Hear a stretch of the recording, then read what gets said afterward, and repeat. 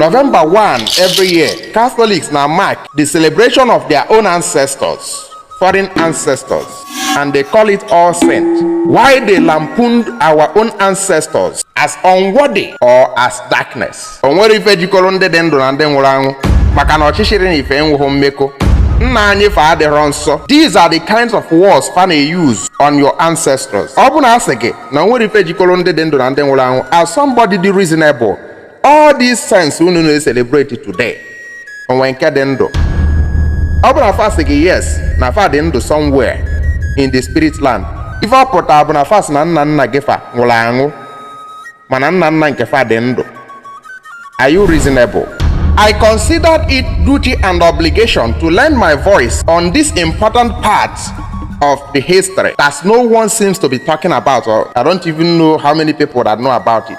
Ekpebelu m na m ga-ekwe ọkasị taa Christianity, Catholics na-eli olili ncheta ndị nna nna fa ndị ichie fa kpọrọ All Saints as a way to commemorate this historical milestone of a paramount concern. I consider it my duty to air my view, or rather tell you the story about this very thing that looked like a subterfuge employed by a certain group of people politically, which led to the exploitation and deterioration of Igbo communities and their integrity.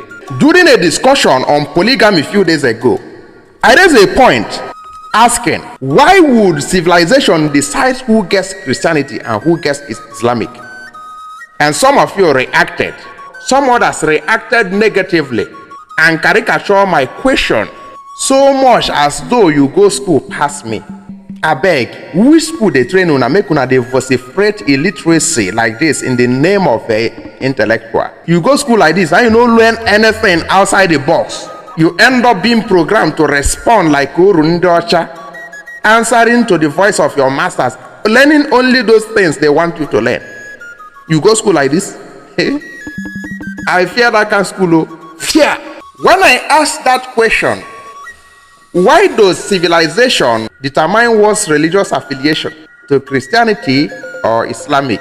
Some clever pen giants, Igbo super studious elites, ndị jele akwụkwọ na ndị mara akwụkwọ, ndị ụkazụ, jump so shamefully to counter the narrative, to oppose that question, showing how untrained they have become after wasting money on school fees.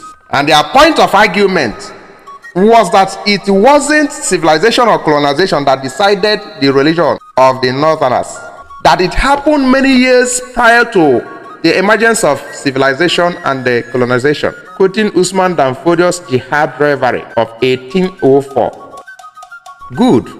Now, if you're good with your history, similar religious crusading also happened in Igbo land in 1794. Even before that of the Hausas, that is what was called the Gara Conquest, 1794.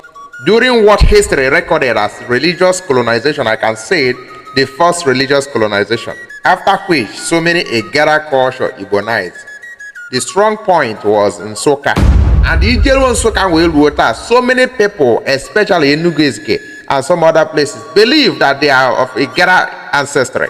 So Nsukka was the strong point for Egara crusading. Just like during Usman's rivalry, the strategic location was Sokoto. The Hausa people, who sometimes referred to as Maguzawa, began to blend their tradition or convert to Islam, much like indigenous Igbo people apparently blended or Igbonized some Egara culture, acculturating it into Omenani Igbo. That in this day, na ka ụmụazị si watazi akịta nọ ndị Igbo mụrụ ndị Egara maọbụ nọ ndị Egara mụtalụ ndị Igbo.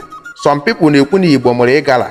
Ije n'ife dịka Enugu Ezike fa na-agwa gị nọ ndị Egara mụrụ fanwa. This happened because akọrọlụ gị ka ife si mee na ife melụnụ. But this is not the point. Don't comment negatively now. Keep following because there's a point I want you to pick by end of this video. So all these significant occurrences predated colonialism and its associated societal changes. The rest is history. Now hear me. Upon the arrival of Western colonies during the early days of Christian missionaries under Frederick Lugard, aka the first Baron Lugard, colonization automatically decide who gets Christianity and who gets Islamic.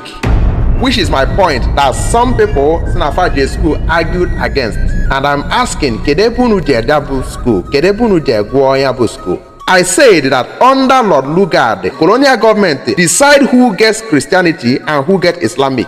Quote it wrong if you go school well. If them train you well for school, quote me wrong. Go and ask your history. Ask which policy. What policy is referred to as the Great Prohibition under Lord Lugard? I say, go and search what policy is referred to as the Great Prohibition under Lord Lugard. It is called Great Prohibition or the State Veto. Geziente. Under Lord Lugard, administrators like Jigga Temple and Palmer actively work to protect Muslim areas from being evangelized. All of us, we protect Mbagugu to make sure n'ebe ọbụla bụ Mbagugu n'oziọma baronia. That is their work, a government work. Go and check your history. They took it as an obligation to protect Ugu, Ndi Ugu, so that they will never come in contact with the missionaries, Christian missionaries. And that time, do you know what they call Christian missionaries? Do you know what Ndiocha Buteroka Oroka, Welubuluka Piana Nib? What they call Christian missionaries, then you will see this in history, not my word. You will see it with your own eyes. If you can do yourself the biggest favor and procure a good history book, good one. They refer to that gospel, Ozioma ndị otu Christ, ndị ụmụ Jesus, Ozioma mmụọ nsọ. They refer to it as disruptive influence of Western Christian civilization. I repeat, they refer to it as disruptive influence of Western Christian civilization. Ndị ugwu na ndị Igbo were equally uncivilized then. So nke ọbụla ebu elufa, they are ready to receive. But ene ya bụ ndị ọcha si mba ka aghala inye ndị ugwu nke a si welie nye ndị Igbo. Not the disruptive. Under Lord Lugard, I'm telling you, and by the power of that their command, that their law, and a state veto. Now, open a clergyman, if you're a clergyman, be you pastor, a reverend father, or whomever, before you enter Muslim Emirates, you must seek a special permit. Government, you must seek a special permit before you enter Ebobon and Ugubi. It was passed into law then. And the history boldly have it that most requests for such special permits were denied. Oyibo tiri iwu si na ọbụna ịbụ onye ụka na ịbụ pastor, ịbụ onye oziọma na tupu ịbanye ebe ọbụla ndị ugwu bi, na gọọmenti ga-enye gị special permits, abaya gị ọ dịka receipt. Ị ga-akwụ n'ụgwọ si ya. But history recorded that most of such requests n'ime eke ya, government will deny you the access. They will not permit you to enter ebe ọbụla ndị ugwu ndị Islam nọ na Nigeria. It is history of Nigeria, not history of Jerusalem. Ọ bụkwa history n'igwe ka Jerusalem ka na-agwa gị ife. And somebody is telling me, no bro, government decided the religion you have today. Emese same na Jesus kpọọ gị, Jesus si ebe kpọọ gị, Lord Lugard kpọọ gị. Ya ka eji apịa Lord, ọ ya nwa bụ onye kpọrọ unu. He decides the religion you have, and that is what you have today. Disrupting your heart, disrupting your energy, destabilizing the society, disorganizing your vibration. Still on the account of this great prohibition, state veto, the British made political and the religious agreement with the northern Muslims, especially their leaders. Number one, to protect their native institution. Take note, their native institution, Abro Islam, their native institution, Maguzanki.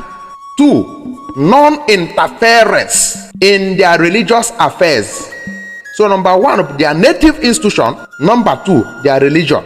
Just the same way ndị Igbo nwere their native tradition, emese gara bute religion. Ndị ugwu nwe Maguzanchi, ọ bụrụ their native tradition.